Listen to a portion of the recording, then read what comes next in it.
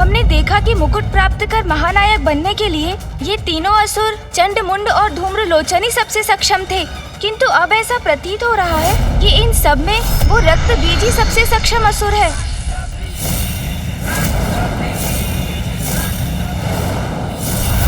अद्भुत है ये। अब मुंड क्या करेगा?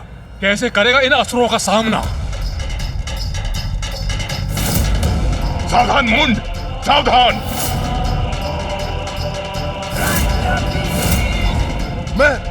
मैं तुम सबको अपनी विद्युत ऊर्जा से भस्म कर दूंगा।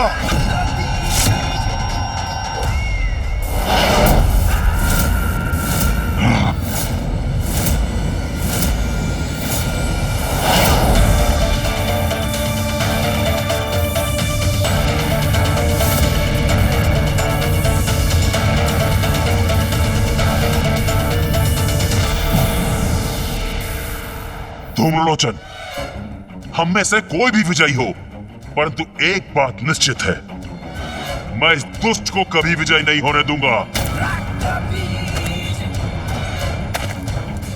उचित कहते हो चंड, ये हमारा महानायक कदापि नहीं बन सकता।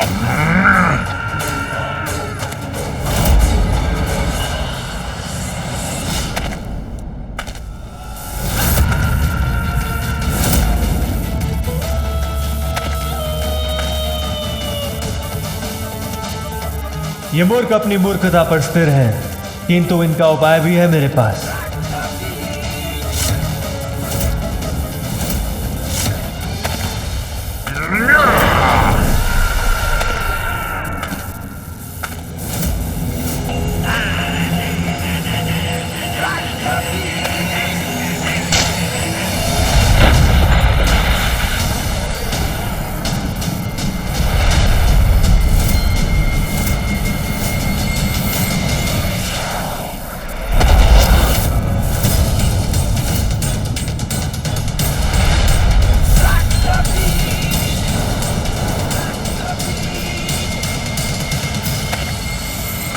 दुष्ट रक्तबीज, मैं तुम्हें रोक कर ही रहूंगा, आगे नहीं बढ़ने दूंगा।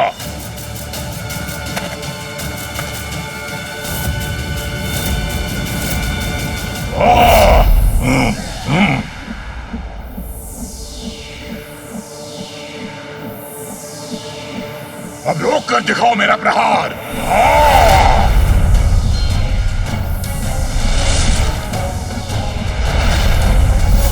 अंत करूंगा, तुम सभी का अंत करूंगा। कितनी भी संख्या में मेरे सामने प्रस्तुत हो जाओ, तुम सबको मार दूंगा। मेरा सामना नहीं कर सकोगे।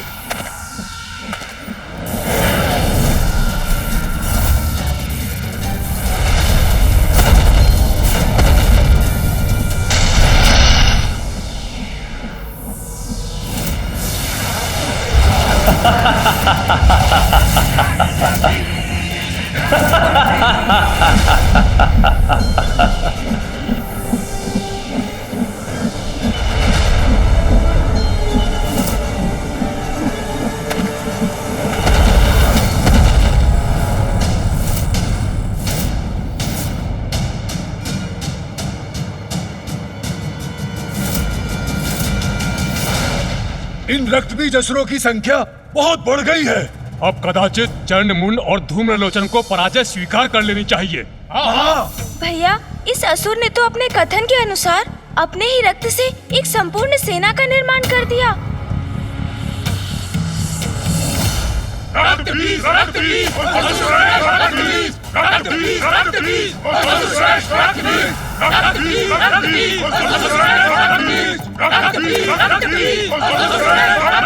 अब तुम मेरे प्रतिरूपों से उलझते रह जाओ और मैं बढ़ूंगा आगे और बनूंगा असुर महानायक।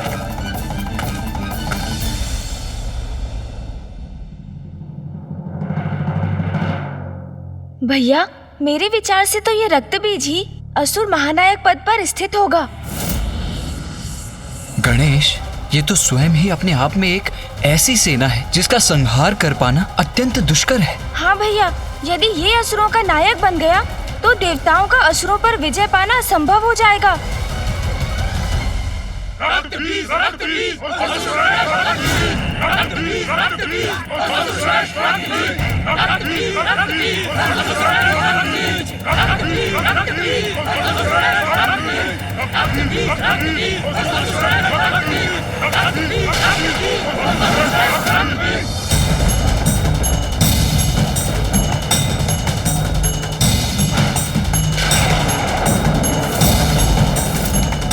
अब ये क्या हुआ? किसके आगमन का संकेत हो सकता है?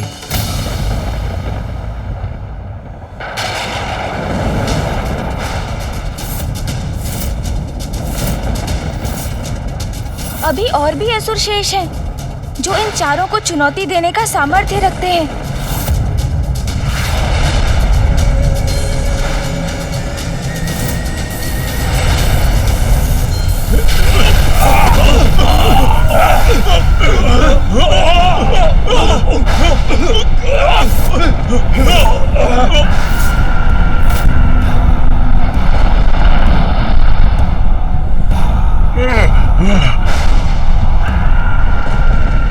कौन है जिसके आने से स्थान कंपित हो गया? क्या ये रक्त बीज को पराजित करने आया है? कौन है ये असुर?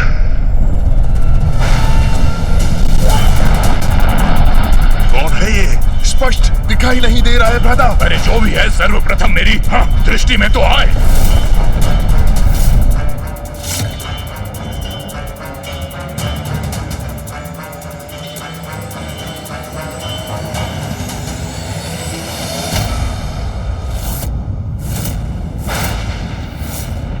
असुर गुरु शुक्राचार्य, प्रणाम।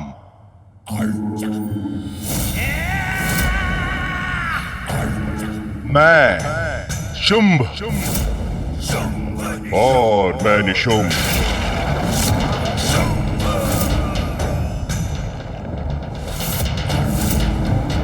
शुंभ निशुंभ?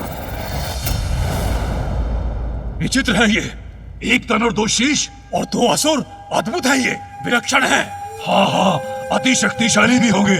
ये कैसे विचित्र और भयंकर असुर हो तुम?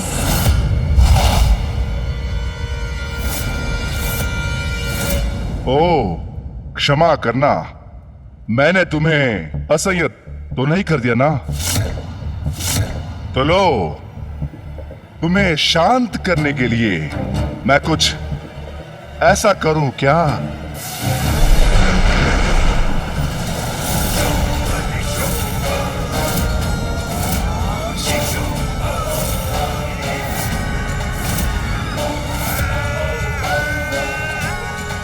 अभी तो ये एक थे, अभी दो हो गए। हाँ हाँ हाँ हाँ।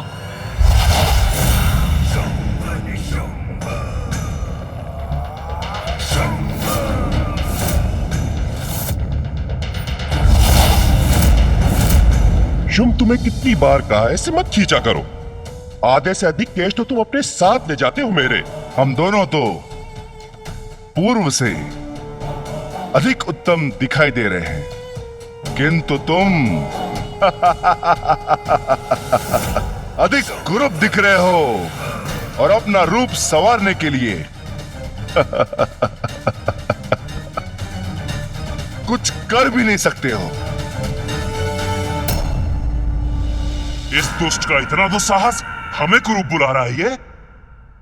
असुर गुरु शुक्राचार्य, अब हम आ ही गए हैं, तो इस स्पर्धा को रोक दीजिए, क्योंकि असुरों के महानायक तो हम ही बनेंगे।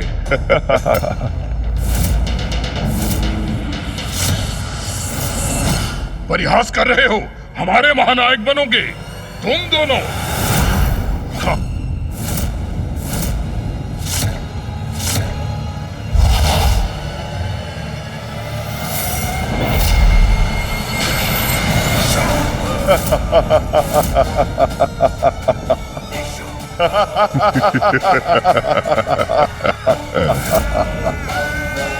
अरे ये दोनों तो पुनः एक हो गए।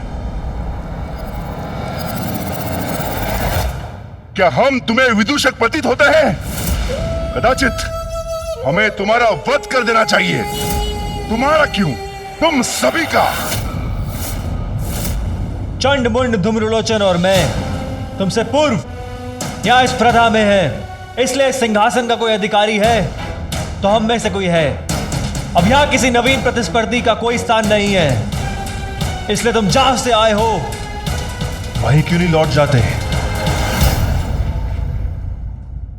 नवीन प्रतिस्पर्धियों का स्थान सदैव रहता है, विशेष रूप से यदि वो शुंभ निशुंभ हो।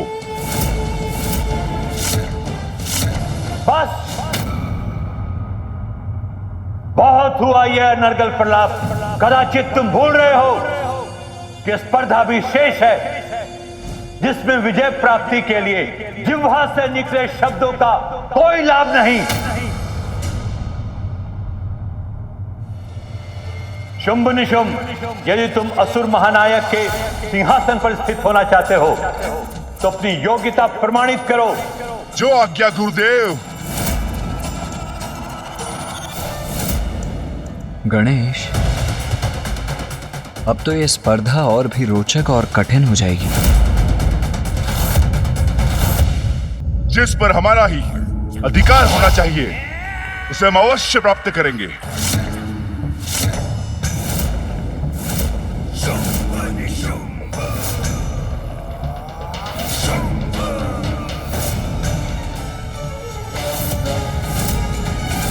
तुम्हारे आने के पूर्व मैं सिंहासन के पद पर सर्वप्रथम था, और अभी भी मुझसे पार पाना इतना सरल नहीं है।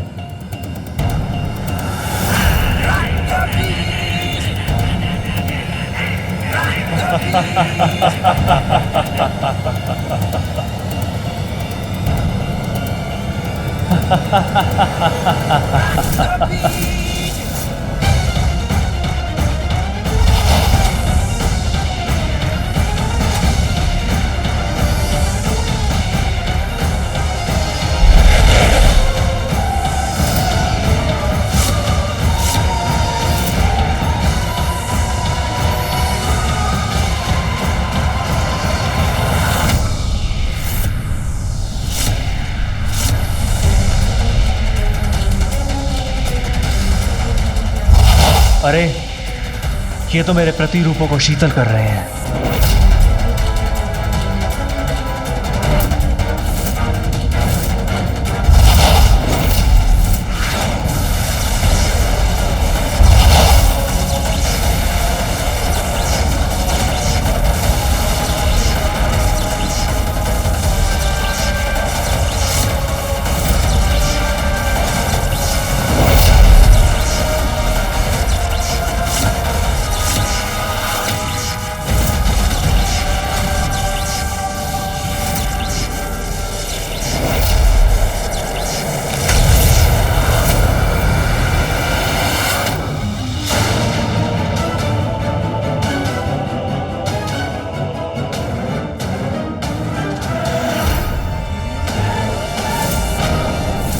तुम चारों मिलकर भी हमारा सामना नहीं कर सकते।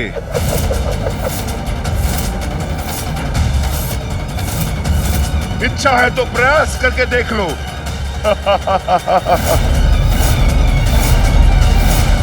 भयंकर पराजय होगी तुम्हारी, तुम सबकी। कुछ भी हो जाए दुष्टों, तुम्हें कदापि विजयी नहीं होने देंगे हम।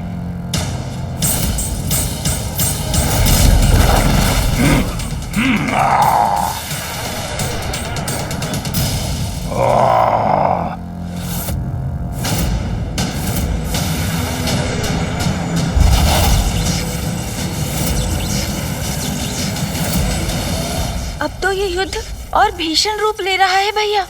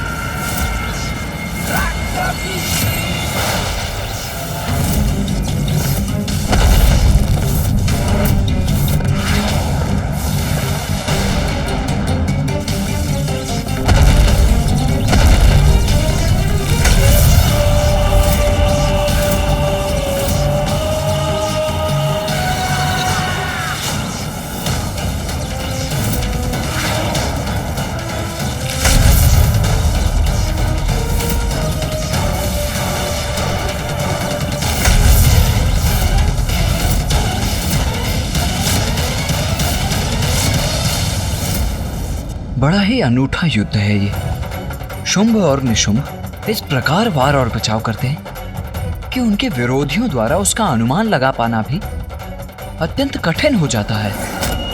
हाँ भैया, और इसका सबसे दुखद पहलू ये है कि ये असुर अपनी इन असाधारण शक्तियों का प्रयोग अपनी आसुरी प्रवृत्ति का प्रसार करने के लिए ही करेंगे।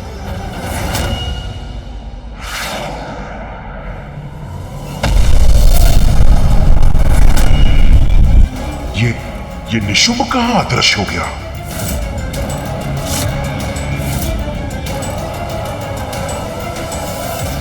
चंड, अब तुम्हारी पराजय समीप है।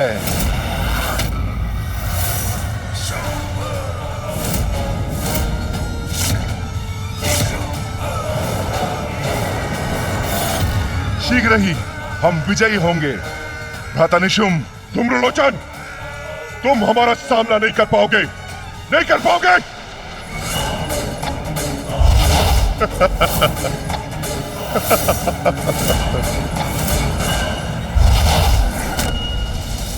मुंड!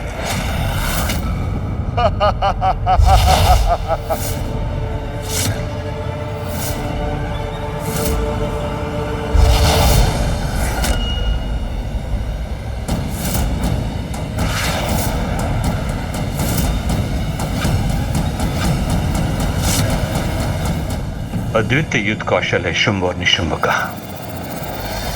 भैया, असुर वास्तव में अत्यंत शक्तिशाली है, किंतु अपनी शक्ति के दुरुपयोग के कारण कभी इनका उत्थान नहीं हो पाता। सृजनात्मक कार्यों के लिए अपनी शक्ति का प्रयोग करें तो संसार इन्हें भी आदर अवश्य देने लगेगा, है ना भैया?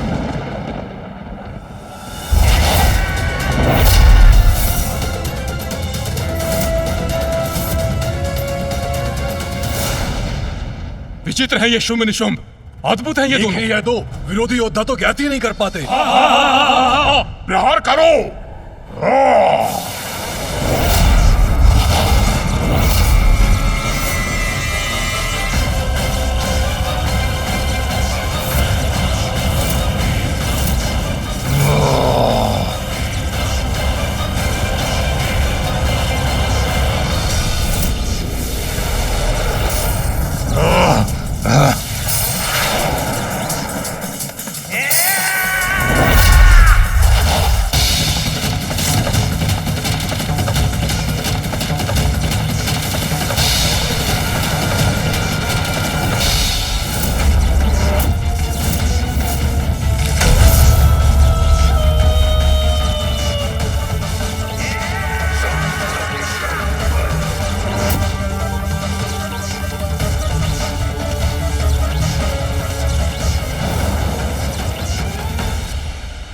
ये क्या?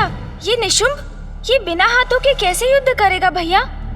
स्पर्धा में विजयी होने के लिए हाथों की क्या आवश्यकता है गणेश? वो देखो, शुंभ सभी के आक्रमणों को रोकेगा, जिसके लिए अब उसके पास 4-4 हाथ है, और इस अंतराल में इसका लाभ उठाकर निशुंभ सीढ़ियां चढ़ेगा और सिंहासन पर अपना अधिकार स्थापित करेगा। किसी को आगे नहीं बढ़ने दूंगा मैं। ऐसे प्रहार करूंगा जिन्हें ये नहीं सह सकेंगे।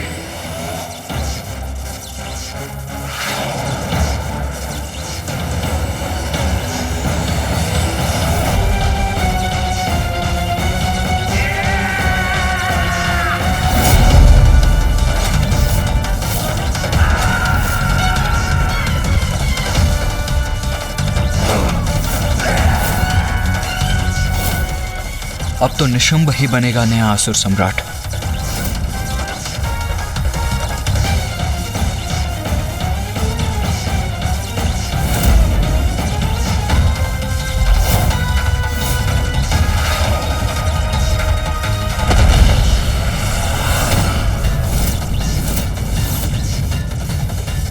ये क्या रक्तबीज की सेना एक बार पुनः एक साथ मेरी ओर बढ़ रही है।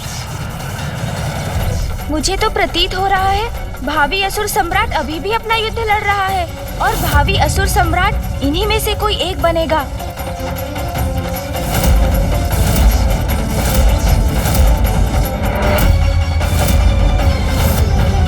अब तो निशुंभ ही बनेगा नया असुर सम्राट।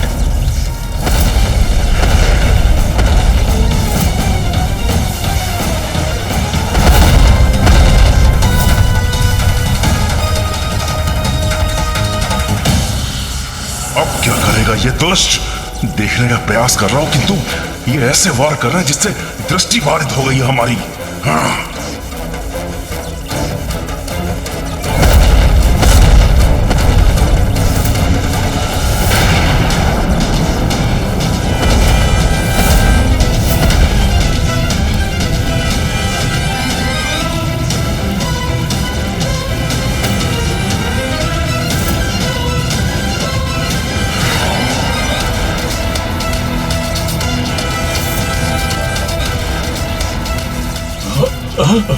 अरे ये तो सिंहासन की ओर बढ़ रहा है। हाँ, अरे हाँ।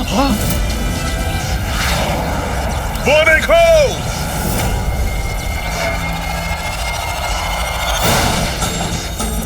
नहीं, ये नहीं होना चाहिए। ये उचित नहीं है। इन दोनों को कदापि विजयी नहीं होने देंगे हम।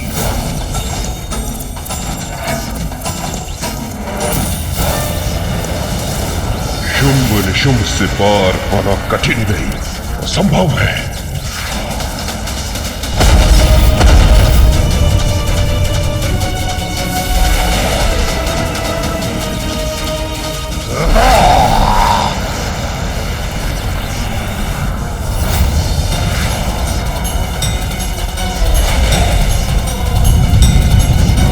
ये चारों मिलकर मुझ पर आक्रमण कर रहे हैं।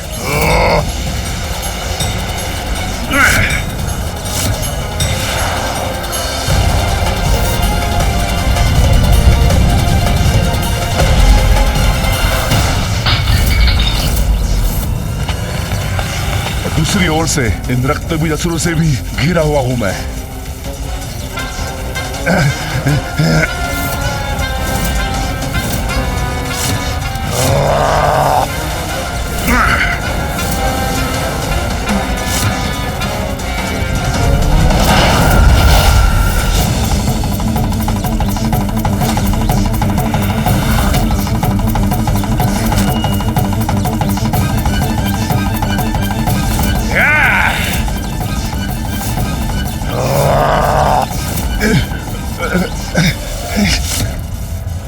भैया, शुंभ तो दुर्बल पड़ रहे हैं और निशुंभ भी वापस जा रहे हैं। अब ऐसी परिस्थिति में अधिपति बनेगा कौन?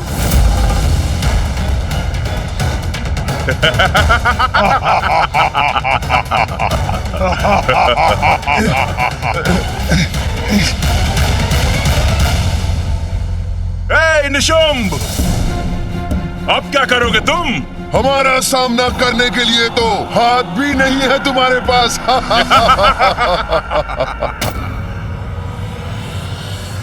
समय आ गया शुंभ, अब और कोई विकल्प नहीं।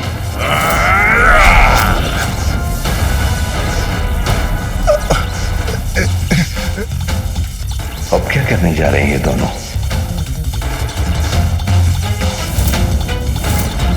अब क्या करेंगे शुंभ और निशुंभ? क्या अपनी पराजय स्वीकार करेंगे?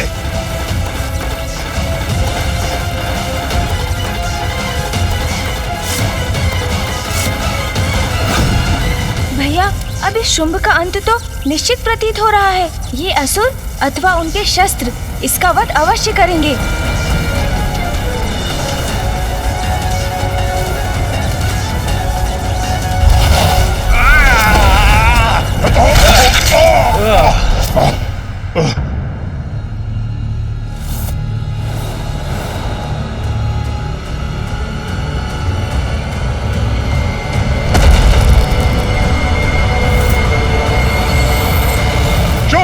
दिखाओ इन्हें अपनी शक्ति।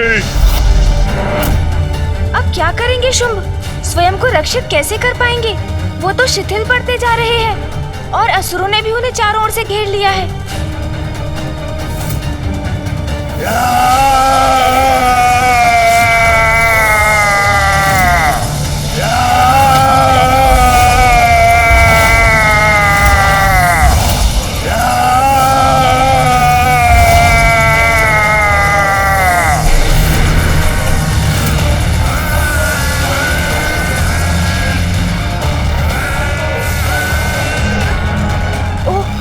तो अपनी स्तंभन शक्ति का प्रयोग कर अपने सभी शत्रुओं को जड़ कर दिया।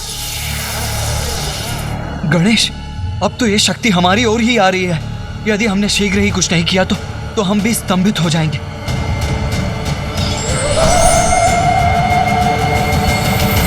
चिंतित मत होइए भैया, माता बगलामुखी ऐसी देवी है जो इन शक्तियों की काट है। अब मैं उन्हीं का स्मरण करने जा रहा हूँ। इस शक्ति से वही हमारी सहायता करेंगी। सुधाब्धि मणिमण्डप रत्न वेद्यां सिंहासनोपरि गतां परिपीतवर्णां पीताम्बराभरणमाल्य विभूति शतांगी देवीं स्मरामि घृतमुग्धर्वैरिजिह्वाम्। इस नीरवता में यह मंत्रोच्चारण मेरा संशय कारण नहीं है। अवश्य यहाँ कोई दिव्य शक्ति उपस्थित है, किंतु स्तंभित में मुड़कर देखूं कैसे?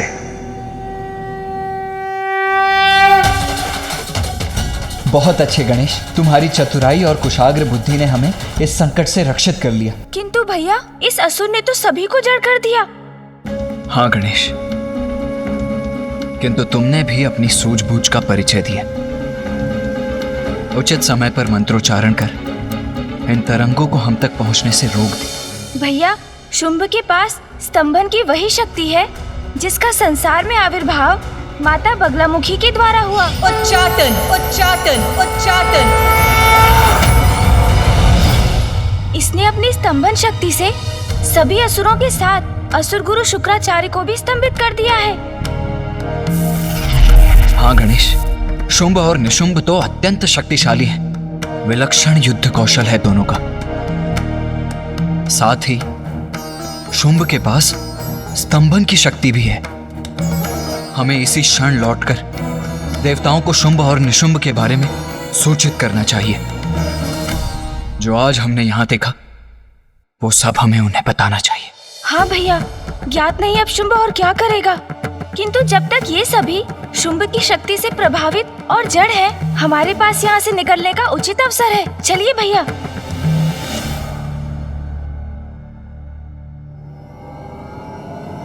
आओ गणेश। हाँ भैया।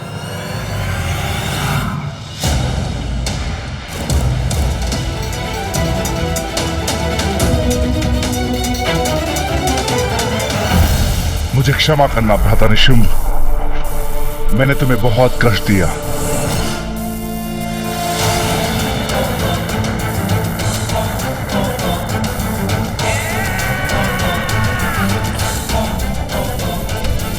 ये शुंभ तो मुकुट की तरफ बढ़ रहा है और मैं कुछ भी नहीं कर पा रहा हूं। ऐसे में तो शुंभ असुर के महानायक बनने वाली स्पर्धा में विजयी हो जाएगा।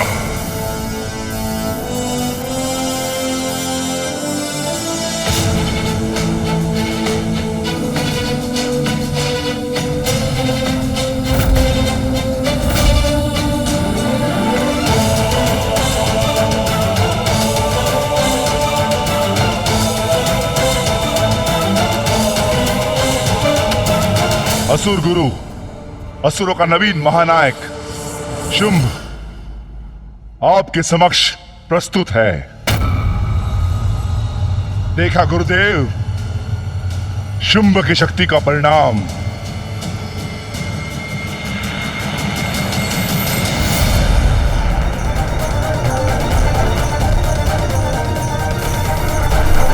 इतना भयंकर दृश्य तो मैंने कभी नहीं देखा गणेश।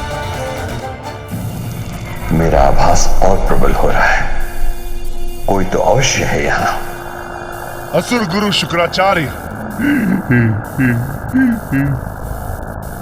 देखा आपने क्या कर सकता हूं मैं, कितना सामर्थ्य है मेरा।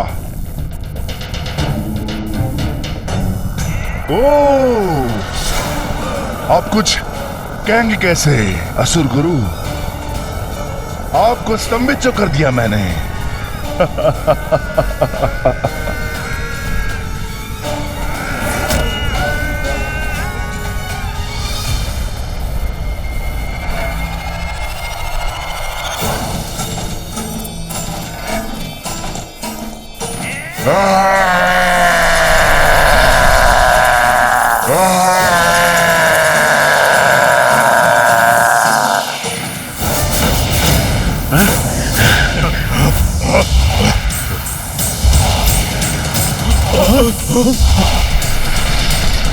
चलो गणेश, अब हमें शीघ्र ही यहाँ से निकलना चाहिए।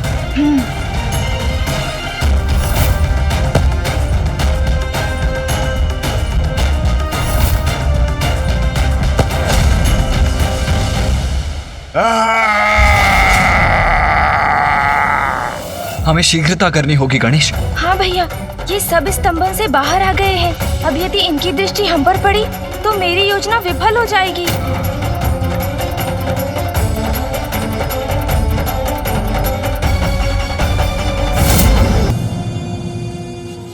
चलिए भैया। ये धूम्रलिका के समान कुछ दिखाई तो दिया मुझे। क्या था वो? कौन था वह? वहां मुकुट के निकट देखता हूं, कदाचित कोई संकेत प्राप्त हो मुझे।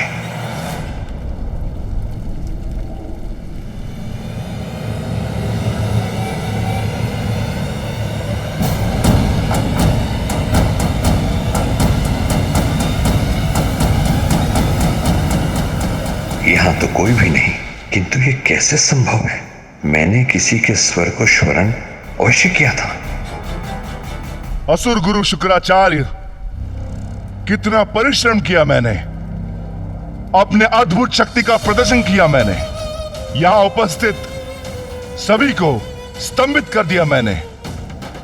यहां तक कि मैंने आपको भी नहीं छोड़ा मैंने, परंतु आपके मुख से प्रशंसा का एक शब्द भी नहीं फूटा। मेरा आभास भ्रम नहीं हो सकता, किंतु इस रहस्य को ज्ञात करने का नहीं, असुरों के नवीन महानायक के स्वागत का समय है ये। असुर गुरु, मैं यहां किसी का वध करने नहीं, अपितु मात्र अपने शक्ति का प्रदर्शन करना, यही मेरा उद्देश्य था। शक्ति प्रदर्शन तो कर दिया शुंभ ने, और सभी को पराजित भी कर दिया। सर्वश्रेष्ठ योद्धा है शुंभ। असुर श्रेष्ठ शुंभ की जय! असुर श्रेष्ठ शुंभ की जय! असुर श्रेष्ठ शुंभ की जय! असुर श्रेष्ठ शुंभ की जय! असुर श्रेष्ठ शुंभ की जय! असुर श्रेष्ठ शुंभ की जय! ये तो महानायक बन गया। अब तो कोई विकल्प भी शेष नहीं है, किंतु अब ये करने क्या वाला है? चंड, मुंड, रक्तबीज, धूम्रलोचन,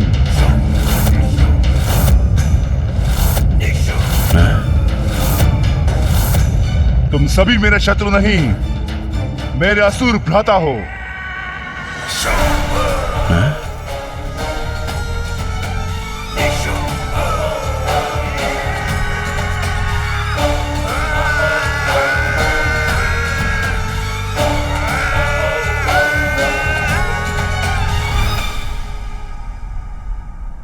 ये है वो शब्द जो मैं सुनना चाहता था।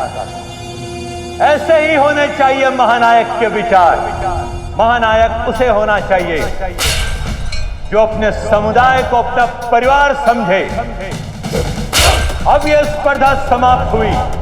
असुरों को नवीन महानायक हमारे समक्ष है। शंभ, शंभ, शंभ, शंभ। महानायक शुंभ की जय! महानायक शुंभ की जय! महानायक शुंभ की जय! असुर महाराज शुंभ की जय! असुर महाराज शुंभ की जय! असुर श्रेष्ठ शुंभ की जय! असुर श्रेष्ठ शुंभ की जय! असुर श्रेष्ठ शुंभ की जय!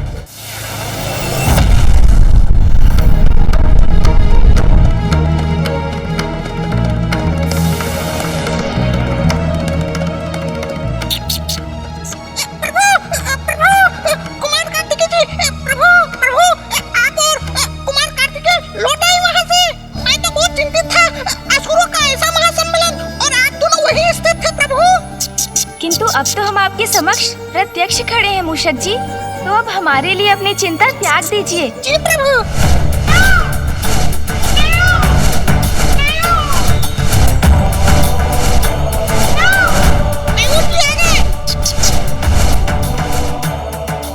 मैं इस सबसे सृष्टि को लेकर थोड़ा चिंतित हूँ गणेश। किंतु चिंता तो है भैया, जो आज हमने भीतर देखा वो तो बहुत बड़ी चिंता का कारण है। हाँ गणेश, ये महासंकट कभी भी स्वर्ग के द्वार तक पहुंच सकता है।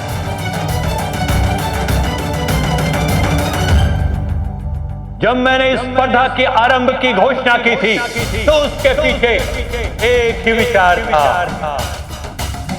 एक शक्तिशाली, सक्षम, कुशल और गुणी असुर महानायक का चयन।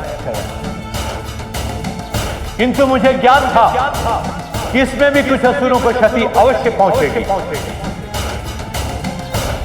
किंतु इसका भी समाधान है मेरे पास।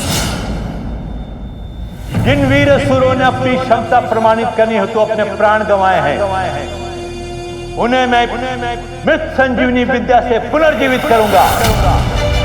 असुर गुरु शुक्राचार्य की जय! असुर गुरु शुक्राचार्य की जय! असुर गुरु शुक्राचार्य की जय!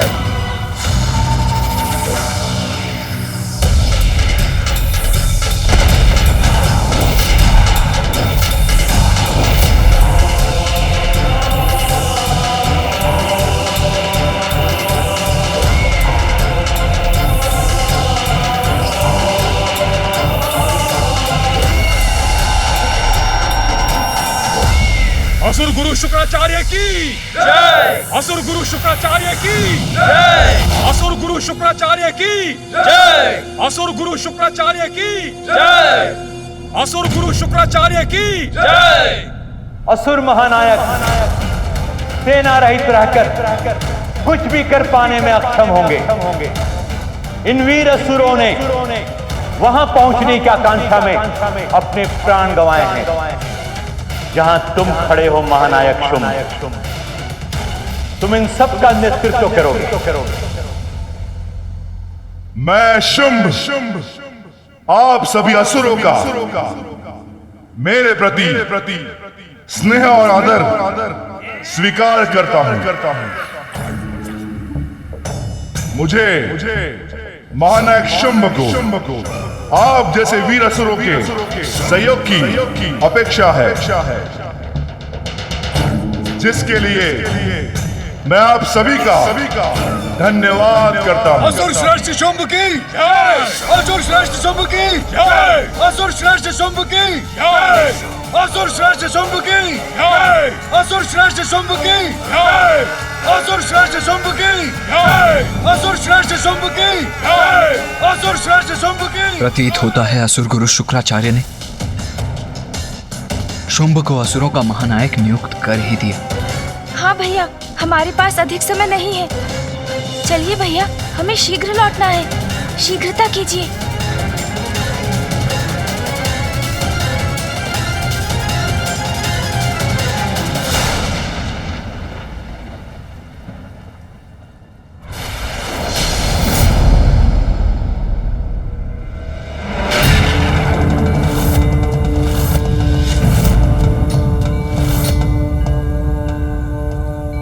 प्रणाम पिताश्री।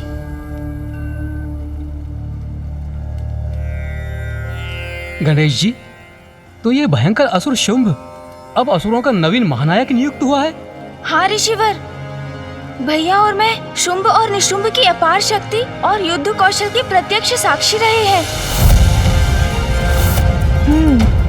ये कैसी अस्पष्ट छवि है। बलवान तो वो है ही, और साथ में उनमें असुरों का नेतृत्व संभालने के गुण भी है।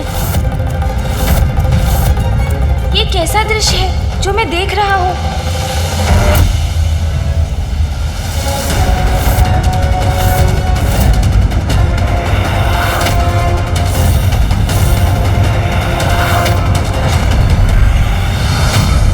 क्या हुआ गणेश? अपनी दिव्य दृष्टि से ऐसा क्या देख लिया तुमने जिससे तुम्हारे मुख पर ये चिंता का भाव उभर आया है? भैया, देवासुर संग्राम होता हुआ दिखाई दिया मुझे। कदाचित निकट भविष्य में देवताओं और असुरों के मध्य पुनः भीषण युद्ध होने वाला है।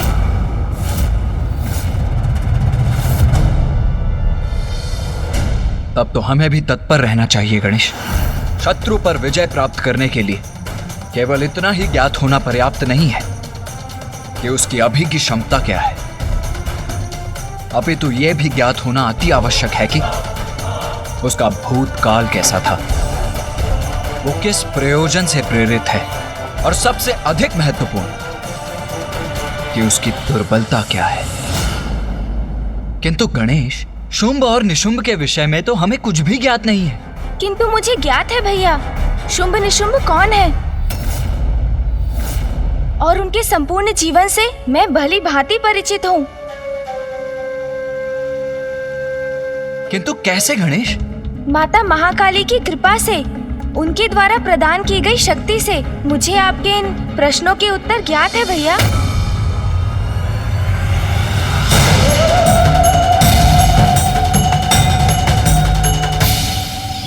तो बताओ गणेश, ये शुंभ और निशुंभ हैं कौन?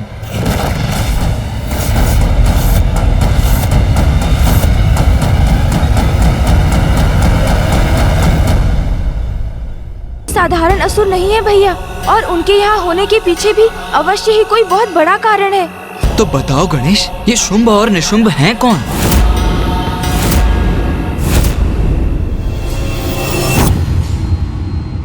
कौन है ये असुर भ्राता शुंभ और निशुंभ? कहां से आए हैं ये? आज से पूर्व यहाँ उपस्थित किसी ने ना इनका नाम सुना और ना ही देखा। फिर भी इनकी शक्ति के समक्ष कोई क्यों नहीं टिक सका? अपने नवीन महानायक को लेकर इन्हीं प्रश्नों के उत्तर ज्ञात करना चाहते हो ना तुम सभी? हाँ, हमें ज्ञात तो होना चाहिए। कौन है ये? कहां से आए हैं ये दोनों? यहाँ कोई इनसे परिचित नहीं है, क्योंकि शुंभ और निशुंभ दीर्घ काल से तपस्या में लीन थे। घोर तपस्या कर अपनी शक्ति में वृद्धि करना चाहते थे, जिससे अत्यंत शक्तिशाली बनकर अपने असुरों का उत्थान कर सके। तब के परिणाम स्वरूप कौन सा वरदान प्राप्त किया इन दोनों ने? तो इनकी शक्ति का कारण इनका तप ही है। आज शुंभ के राज्याभिषेक के पूर्व मैं इन दोनों भ्राताओं का पूर्ण परिचय दूंगा। असुरों का नवीन महानायक शुंभ और उसका भ्राता निशुंभ ऋषि कश्यप और प्रजापति दक्ष की पुत्री देवी दानु के पुत्र हैं, और इनका अग्रज भी अत्यंत शक्तिशाली असुर था और उसका नाम था नमूची।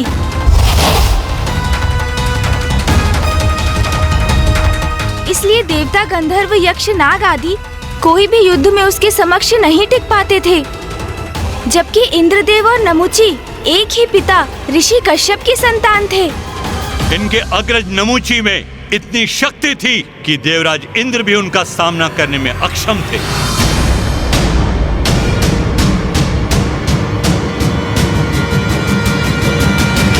देवराज इंद्र भी सामना नहीं कर सकते थे नमूची का, तो क्या देवराज और नमूची का सामना भी हुआ? किंतु फिर क्या हुआ? नमूची देवराज के आसन पर स्थित क्यों नहीं है?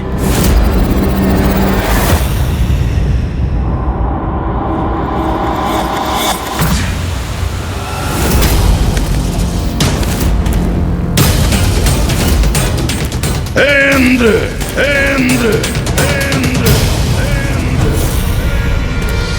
यहाँ तो कोई नहीं। फिर ये किसका स्वर? कौन है ये जो मेरे ही लोक में, मेरे ही भवन में मुझे इस प्रकार पुकारने की धृष्टता कर रहा है?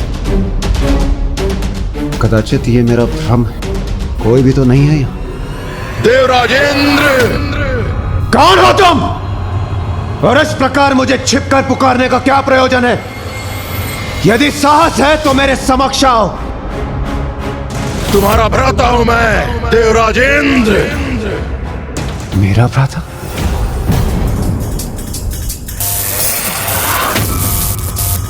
मैं हूं नमूची, नमूची।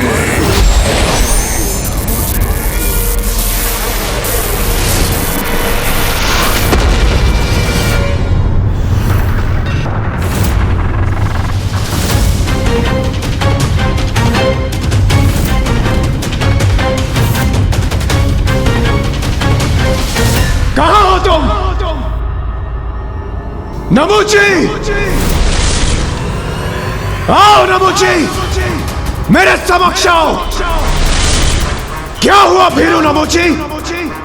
यदि साहस है तो मेरे समक्ष प्रस्तुत होकर मेरा सामना करो। देवराज इंद्र का सामना करो। मैं इन मेघों में कहीं भी हो सकता हूं देवराज।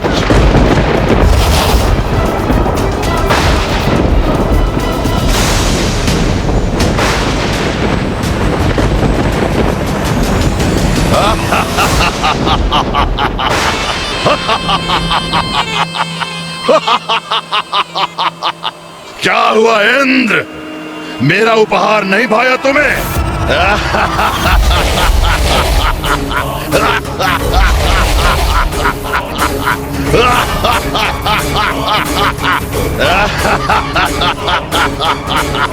तुम्हारा इतना दुस्साहस मेरे ही लोक में आकर तुम मुझ पर प्रहार कर रहे हो दुष्ट। सौतेले भ्राता हो तुम मेरे, किंतु शत्रु भी हो तुम इंद्र।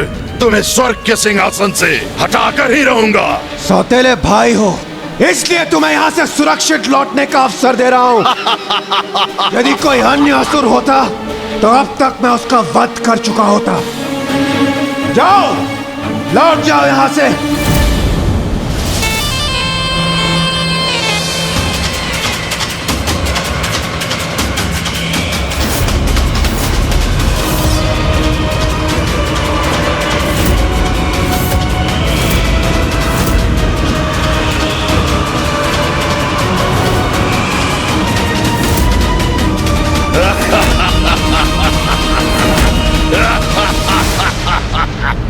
यहाँ से जाने के लिए नहीं, इस स्वर्ग पे अपना अधिकार स्थापित करने आया हूँ मैं, क्योंकि स्वर्ग पर असुरों का ही आधिपत्य होना चाहिए। बस! मूर्ख हो तुम, जो तुमने मेरी चेतावनी नहीं सुनी। तो लो, अब मेरे प्रहार का सामना करो।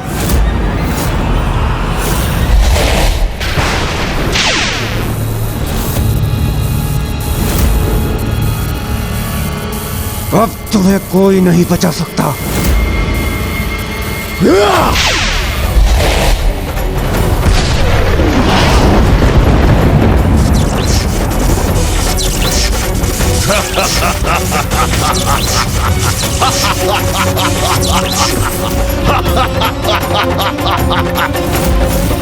अरे थोड़ा तीव्र प्रहार करो इंद्र, युद्ध कर रहे हो मुझसे, परिहास नहीं। ये कैसे संभव है? इस पर मेरे प्रहार का तनिक भी प्रभाव नहीं हुआ। उचित है, और शक्तिशाली प्रहार करूंगा मैं इस पर।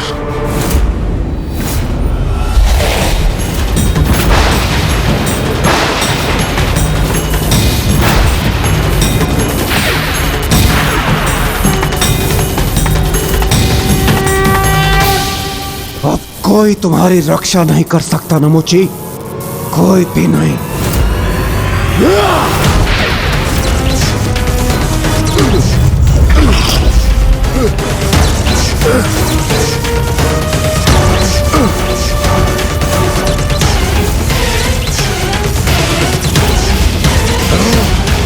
विद्युत की ऊर्जा से संपन्न है मेरा वज्र नमोची, और अब मैं अपने वज्र की विद्युत शक्ति से तुम्हें अपने लोक वापस लौटाऊंगा। इस दुष्ट ने बांध दिया मुझे, किंतु इससे अधिक वो और कुछ नहीं कर सकता।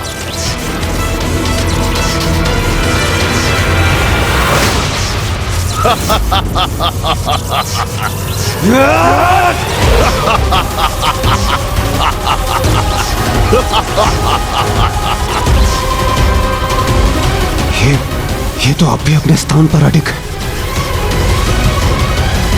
इंद्र, और शक्ति लगाओ भ्राता। तुम्हारी संपूर्ण शक्ति का असफल प्रयोग देखकर बहुत आनंद आएगा मुझे। मेरे आनंद का कारण बनो। देवराज अवश्य हो, ये तो मूर्ख हो तुम।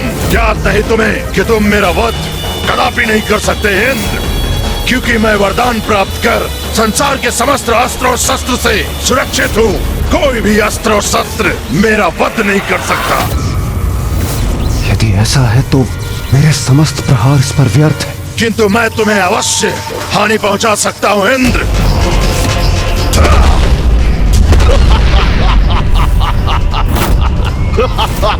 इसने तो स्वयं को मेरे बंधन से मुक्त भी कर ली। मेरे हाथों से तुम्हारी पराजय निश्चित है।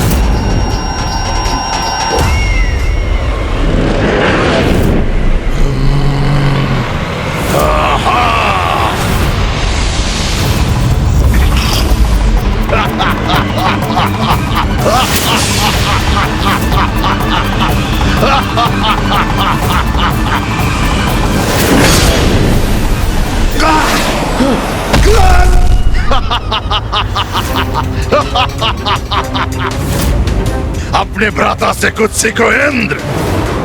शत्रु पे प्रहार ऐसे किया जाता है।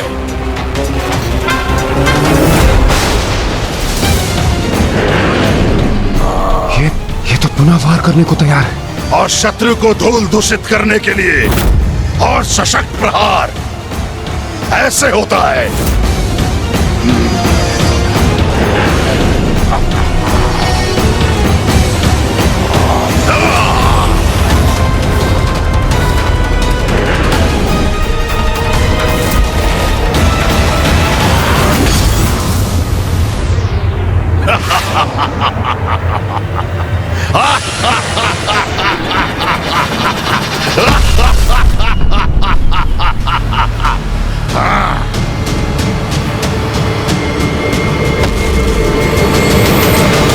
गणेश, तो क्या देवराज इंद्र परास्त हो गए? नहीं भैया। तो फिर नमूची से देवराज ने अपनी रक्षा कैसे की?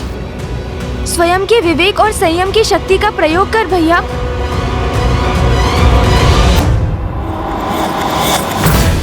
अब कहाँ है वो दुष्ट नमूची?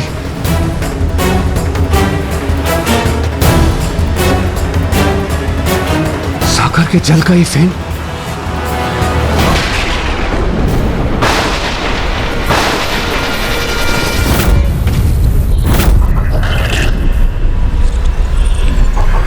सागर का ये फेन संयुक्त होकर जुड़कर किसी तंत्र युक्त धारदार अस्त्र के समान हो गया है।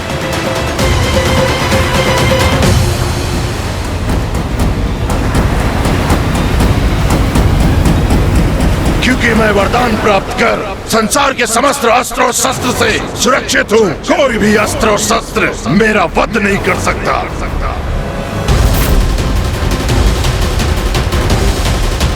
ऐसा अस्त्र जो अस्त्र ना हो।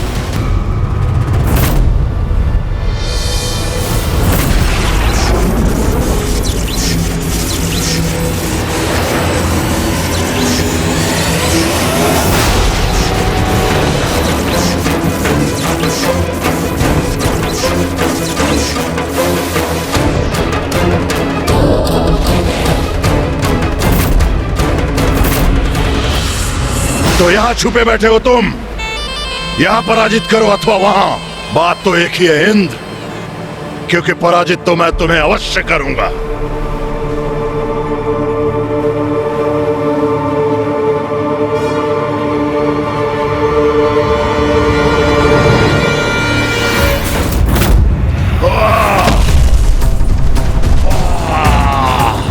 क्या हुआ भ्राता श्री नमूची? आप तो आहत हो गए, वो भी इस साधारण फेन से। मुझसे चल कर इंद्र, इसका उचित दंड दूंगा तुम्हें।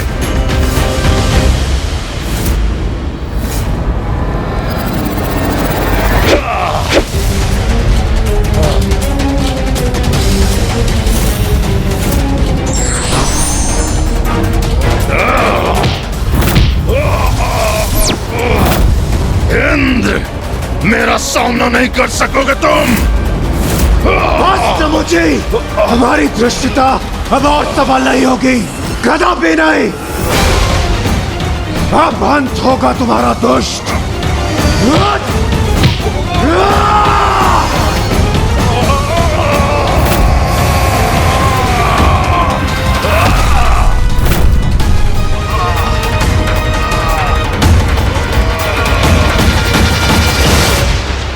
दुष्ट नमूची, सागर के जल से उत्पन्न ये फेन न अस्त्र है और ना ही कोई शस्त्र, किंतु तुम्हारे अंत का उपाय अवश्य है। किसी अस्त्र शस्त्र से नहीं, इसी फेन से होगा तुम्हारा अंत।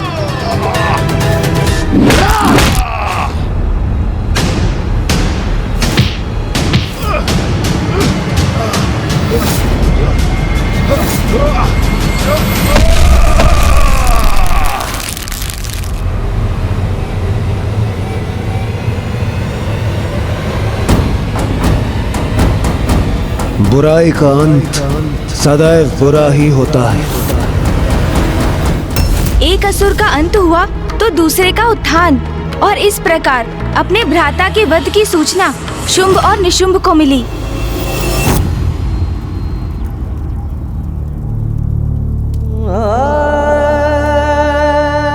मेरे अग्रज,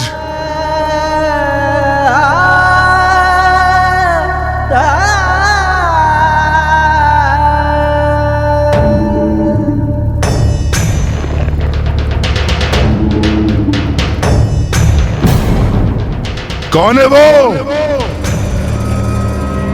जिसने मेरे अग्रज नमुची को मृत्यु के मुख पहुंचाया?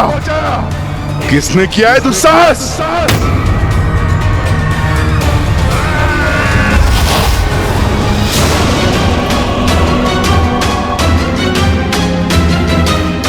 सुना नहीं तुमने?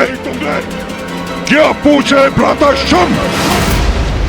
शीघ्र बताओ, किसने वध किया हमारे भ्राता का? बोलो!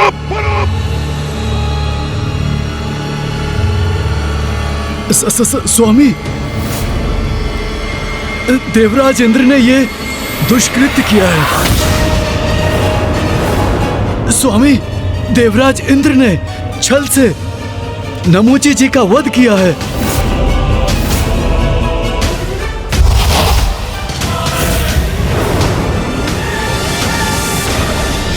आज अभी मैं शुंभ निशुंभ प्रतिज्ञा लेते हैं। हम दोनों भ्राता देवराज इंद्र से अपने अग्रज नमुची की मृत्यु का प्रतिशोध अवश्य लेंगे। और उसी दिवस नमुची के अंतिम संस्कार के पश्चात शुंभ और निशुंभ ने घोर तप के लिए प्रस्थान किया। ओम ब्रह्मदेवाय नमः। ओम ब्रह्मदेवाय नमः। ओम ब्रह्मदेवाय नमः। ओम ब्रह्मदेवाय नमः। ओम ब्रह्मदेवाय नमः। ओम ब्रह्मदेवाय नमः।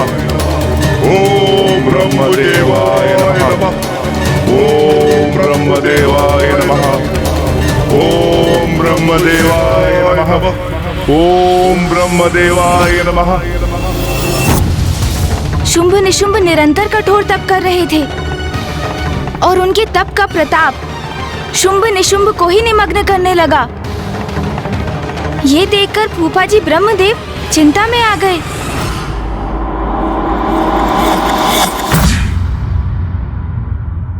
ओम ब्रह्मदेवाय नमः। स्वामी, आप शुंभ निशुंभ को वरदान देकर अपनी चिंता दूर क्यों नहीं कर लेते? ओम ब्रह्मदेवाय नमः। ओम ब्रह्मदेवाय नमः। ओम ब्रह्मदेवाय नमः। आप इतने विचार मग्न क्यों हैं स्वामी? ये दोनों कई वर्षों से आपके प्रति भक्तिभाव धारण कर आपकी इतनी कठोर तपस्या कर रहे हैं कि इनके तप से उत्पन्न तेज ही अब इन्हें प्रभावित करने लगा है। देवी, शुंभ निशुंभ ये तप किसी बड़े वरदान की प्राप्ति के लिए कर रहे हैं। जैसे ही उन्हें यह वरदान प्राप्त होगा, वो देवताओं के लिए कोई बड़ा महासंकट उत्पन्न करेंगे। क्योंकि देवी, असुरों को दिए वरदान का परिणाम देवताओं के लिए विपत्ति लेकर आता है।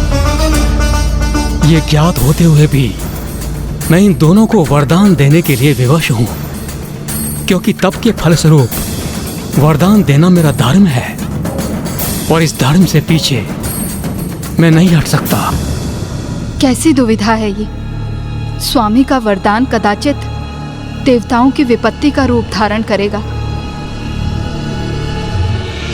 किंतु वो शुंभ निशुंभ की कठोर तपस्या, उनकी पुकार का कोई प्रत्युत्तर ना दे तो भी तो ये देव धर्म की मर्यादा का उल्लंघन होगा। क्या करें? किसी न किसी निष्कर्ष पर तो आना ही पड़ेगा। ओम ब्रह्मदेवाय नमः। ओम ब्रह्मदेवाय नमः। ओम ब्रह्मदेवाय नमः।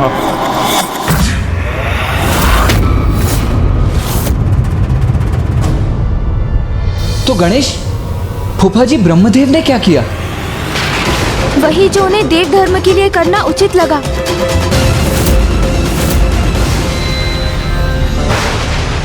ओम ब्रह्मदेवाय नमः। ओम ब्रह्मदेवाय नमः। ओम ब्रह्मदेवाय नमः। ओम ब्रह्मदेवाय नमः। ओम ब्रह्मदेवाय नमः। ओम ब्रह्मदेवाय। पुत्र शुंभ निशुंभ, मैं तुम्हारी तपस्या से प्रसन्न हुआ। कहो, क्या वरदान चाहते हो? प्रणाम ब्रह्मदेव, हमें अमरत्व प्रदान कीजिए। अमरत्व का वरदान तो मैं तुम्हें नहीं दे सकता। इसके अतिरिक्त जो चाहे मांग लो। तो आप मुझे ये वरदान दीजिए ब्रह्मदेव कि मेरा अंत मात्र नारी शक्ति से हो, स्त्री के अतिरिक्त कोई मेरा अंत ना कर सके।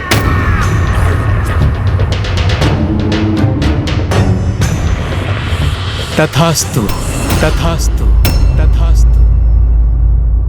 और मुझे ये वरदान दीजिए ब्रह्मदेव कि मेरा वध भी नारी शक्ति से ही हो, और वो नारी जो मेरे ही शरीर से उत्पन्न हो, अर्थात पुरुष के शरीर से जिस नारी का आविर्भाव हो वही मेरे अंत का कारण बने। वरदान दीजिए ब्रह्मदेव, यही वरदान दीजिए। तथास्तु, तथास्तु, तथास्तु।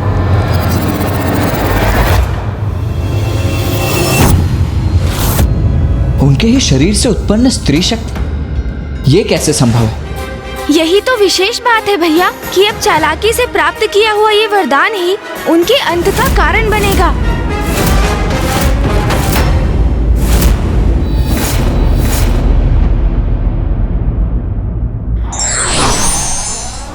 प्रतिशोध की भावना कभी और किसी के लिए भी उचित नहीं होती।